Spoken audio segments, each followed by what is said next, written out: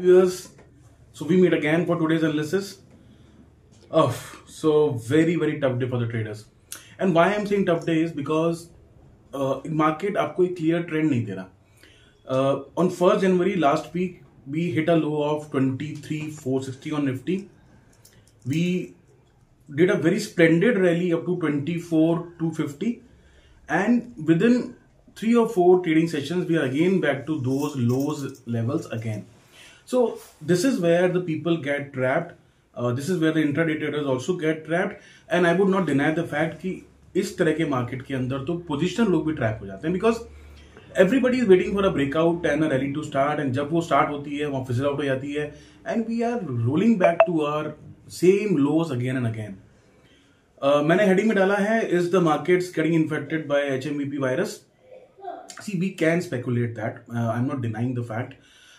India has detected 3 cases as of now, 2 infants and one adult, which is from Bihar. We are from Bihar. The problem is the Taiwan market was up, the South Korea market was up, the Nasdaq futures and Dow futures were in green. Even the European markets were not having this kind of a downside momentum into the markets. Then only why India? So we might associate this reason for the virus, but as far as whatever the health system or the government or ICRA is saying that the virus is not so dangerous, it has been in the market for last 60 years, and it doesn't look like that this can be one of the reasons for being panic into the markets. So considering all this, there might be just a reason for doing this, but eventually it does not look like this is a reason for such a fall. I think जो मुझे लग रहा है the biggest fall or the biggest reason which we can assign to is still the same thing, the dollar index and the rupee. Rupee today again hit a new all-time low. So जब तक ये रुपी इतना हर रोज इतना all time लो लगाता रहेगा, FIs को कभी comfort नहीं आएगा to get into Indian markets with a depreciating currency. इसीलिए आप देखेंगे कि आज आप फिगर्स में देखना पड़ेगा हमें कि there will be huge FI selling, and even if it is not huge, the problem is जिस सेगमेंट में FIs हैं और जिस सेगमेंट को वो बेचते हैं उसमें बायर्स नहीं हैं. The DIAs and the mutual funds never want to give a good exit to the FIs. That is why they don't get too many buyers when they are selling the Nifty and Nifty Bank stocks. क्योंकि Nifty और Nifty bank इतना गिरा तो उसको mid cap और small caps ने follow किया, and with today we saw a very big drop into the broader markets as well. The stocks were down too much. I think it was purely red blood all over the markets. In the weekend we have received a lot of updates. I can go on with the updates, but इतने सारे updates हैं कि video बहुत लंबा हो जाएगा. But I'll just give you a nutshell kind of a thing. So banks के जितने भी updates आ रहे हैं, जो मैंने एक ट्रेंड देखा है वो ये है कि डिपॉजिट्स में अच्छी ग्रोथ है, लोन ग्रोथ कम है, और जो कासा रेशियो है वो कम होके आ रहा है. सो ये 3 मेजर अपडेट्स हैं. सारे बैंकिंग स्टॉक्स का मोटा मोटा ऑन एन एवरेज यही सिनेरियो है. लोन ग्रोथ कम है, कासा रेशियो कम हुआ है, और डिपॉजिट्स के अंदर एक ग्रोथ आई है, विच मींस बैंक्स ने एग्रेसिवली कोशिश की है कि डिपॉजिट्स बढ़े, बट दे आर एबल, उसके चक्कर में उनको अपना लोन ग्रोथ सेक्रीफाइस करना पड़ा है, because they don't want to enter into a wrong NPA cycle once again.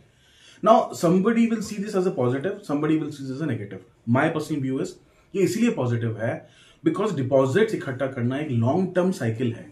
It needs to change the mindset of the depositor to get into a bank and to lend his money with those kind of 4 to 5% returns.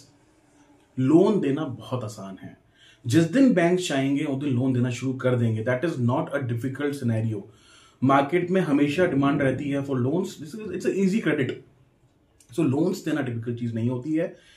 To convert, to stop your NPAs, that is a difficult scenario, and to increase the deposits, it's a long-term scenario. वो cyclical होता है, it is not a instant thing. So I would take this as a positive. और loan growth छोटे banks की बहुत अच्छी रही है.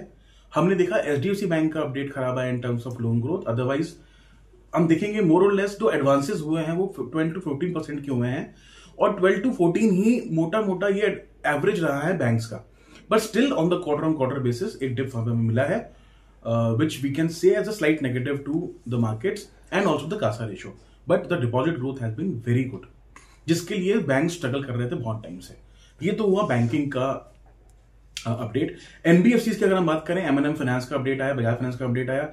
बजाज फाइनेंस का तो हम क्या कहें, मतलब 29% AUM growth year on year, highest ever customers addition in a quarter, and a very good deposit rate growth. Matlab, this is splendid NBFC, and this company has been giving such a higher growth rates on an increased volume every year. So that's a beautiful NBFC, और NBFC के अंदर कहीं कोई दिक्कत नहीं थी, इसलिए आज NBFC ने अच्छा परफॉर्म भी किया गिरते हुए मार्केट के अंदर। Again IT was stand out, because IT का कोई लिंक नहीं है डोमेस्टिक इकोनॉमी से और FI सेलिंग का, तो जहां पे उतनी बड़ी सेलिंग हमें नहीं दिखाई दी। But as we discuss, broader markets के अंदर बहुत पेन था।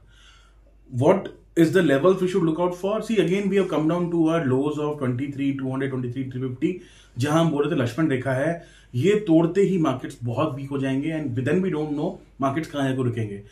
बैंक निफ्टी भी आज 50,000 से नीचे बंद हुआ, अगस्त के बाद पहली बार नीचे बंद हुआ है 50,000 के नीचे। So again it is a negative territory.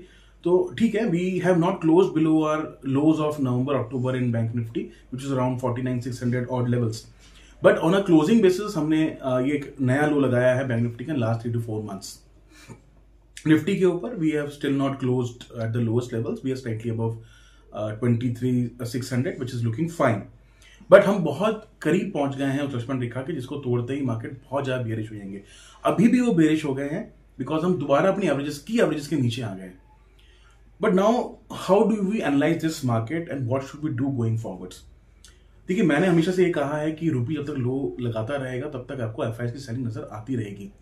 अगर उसको डीआईएस की बाइंग ने या रिटेल की बाइंग ने या एचआरआईएस की बाइंग ने कॉम्पनसेट नहीं किया, तो we will see these kind of lower levels. But FIs की सेलिंग का ये मतलब नहीं है कि मार्केट के अंदर खराब सिचुएशन है। सी मार्केट्स की अपडेट, मैंने एनबीएफसी की मार्केट की अपडेट बात करी, I have talked about banks also. FMCG के अपडेट्स भी हैं, मुझे स्लाइटली टेपिड। अगर हम डाबर की बात करें, they have told that mid teens के अंदर उनकी ग्रोथ आएगी। I think market was expecting around 4.5% kind of volume growth. I think उसी के आसपास उनकी वॉल्यूम ग्रोथ आनी चाहिए। Marico has given around 12%, which is fine. और डीमार्ट की और रिटेल बी मार्ट की हम पहले ही बात कर चुके हैं। So overall I think FMCG is on both the companies have told that the rural demand is looking good. That means rural economy जो पॉजिटिव्स हैं वो नजर आने लगे हैं। हमारा मानसून भी अच्छा रहा है, और अगेन हमने बात करी कि इन्फ्लेशन भी शायद नीचे तरफ चलना शुरू हो गया है, कंसिडरिंग तो हमने अब ड्रॉप देखा है वेजिटेबल प्राइसेस के अंदर। ये जो वेजिटेबल प्राइसेस की ड्रॉप की मैं बात कर रहा हूँ, मैं पर्सनल लेवल में बात कर रहा हूँ, I am not talking about any official figure which is yet to come out, but जो हम देख के लगता है बाजार में जाते हैं तो we have seen that the vegetable prices are cooling down. So in that way it is looking that कि रूरल मार्केट्स और rural economy should do well going from here onwards. Budget में वो अनाउंसमेंट आती है तो that will be an added advantage. Now what should we do in the markets? I think we should still buy, but buy for a longer term scenario. Don't buy for 1 or 2 months, but look for a horizon of at least 6 months now. Markets के अंदर FIs को क्या दिक्कत आ रही है? FIs are seeing the quarterly updates as not marginal or something. अगर उनकी rupees में डेप्रिशिएशन आ रही है, then they want the quarterly updates to be so good कि उनके पोर्टफोलियो में उनको 15-20% का रिटर्न आए।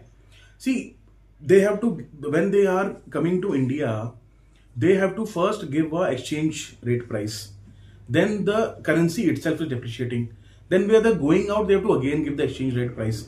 तो वो मार्केट के लिए वायबल नहीं बचता है यूएस के एफआईएस के लिए to enter into this kind of depreciating currency markets. इसीलिए आपके अगर रिजल्ट्स बहुत अच्छे नहीं आएंगे, तब तक एफआईएस के लिए कोई इतना अच्छा मोटिव नहीं है to invest heavily into a market जहां उनके मदर मार्केट ज्यादा स्ट्रांग लगने की कोशिश कर रहे हैं because of the Trump rally etcetera. So FIs will, ऐसा लगता है कि FIs will continue to sell. जब भी रैली आती है I think they will again come again. जब भी उनको मार्केट ऊपर दिखता है वो आ जाते हैं और एक बड़ी सेलिंग करके चले जाते हैं, एंड दैट विल कंटिन्यू। ये हमने पहले ही बात करी है कि आपको जब तक डॉलर इंडेक्स और रुपी तक नीचे रहेगा, ये सेलिंग आती रहेगी from FIs. And again the lack of buying into this segment from DIs, हमको ये मार्केट्स इंडेक्स लेवल पे नीचे नजर आते रहेंगे। But this is not a permanent scenario, this will tend to change the markets. और अगेन जिस तरह से शॉर्ट्स बने हुए मार्केट के अंदर, huge shorts, more than 2 lakh contracts, and the net long position to short position is around 15%। आज देखते हैं कितने शॉर्ट्स ऐड हुए होंगे, but if shorts have been added and long term हुए होंगे, so we would be in the long to short position by around less than 15%. Historically जिस भी महीने के अंदर इतनी कम लॉन्ग टू शॉर्ट का रेशियो रहता है, उस मंथ बड़ी रैली आती है, प्रोवाइडेड वहां पे ट्रिगर मिले. सो मार्केट से ट्रिगर का वेट कर रहे हैं. अगर एक ट्रिगर आता है अच्छा, we will see a huge rally going forwards. जब तक नहीं आता है, हम देखेंगे छोटे मोटे उछाल मार्केट में आते रहेंगे, but those are getting quickly sold off because of very high FI selling. I think that would continue. जो अपडेट्स आए हैं, those are okay, but they are not giving any gung ho kind of a feeling कि नहीं, the economy has turned on and we are now looking for a 15-20% kind of a growth. वो अभी नजर नहीं आ रहा है. So let's see how it goes for tomorrow. For traders, my advice is be cautious. If you want to take positions, take only with hedge, or you do a strict stop loss. यहां से short करना मेरे ख्याल से नहीं बनता है, considering कि हमारी रेंज के नीचे आ चुके हैं. जो हमारी रेंजेस थी 23, 350, 400 ऑन निफ्टी एंड अराउंड 50,000 जहां बंद हुए हैं फॉर बैंक निफ्टी. तो क्योंकि हम रेंज के नीचे हैं, यहाँ पे शॉर्ट करना चाहता नहीं बनता है. I would still say that if you are bold enough, these are levels to buy. FIIs का टर्न अराउंड बहुत तेज होता है, हमको पता भी नहीं चलेगा मार्केट्स कब टर्न अराउंड हो जाएंगे. And if the earnings are looking good to us, irrespective of what the dollar rupee combination is, that is only for the FIs to look out. But अगर कंपनीज की performance ठीक चल रही है और आगे अच्छी कमेंट्री आने की उम्मीद है, then we should latch on and take this as an opportunity. FIs आज नहीं तो कल वापस लौट के आ जाएंगे. So don't worry on that. New positions, I think we should only take once we cross those levels, important levels of key averages, जो अभी नहीं है. So I would still suggest buy in small quantities and do your hedges in proper way so that कि आपको बड़ा loss ना हो. This would be my advice, and let's see how the markets turn out tomorrow, and we'll again catch up tomorrow evening to discuss how the markets pan out. Thank you so much for the day.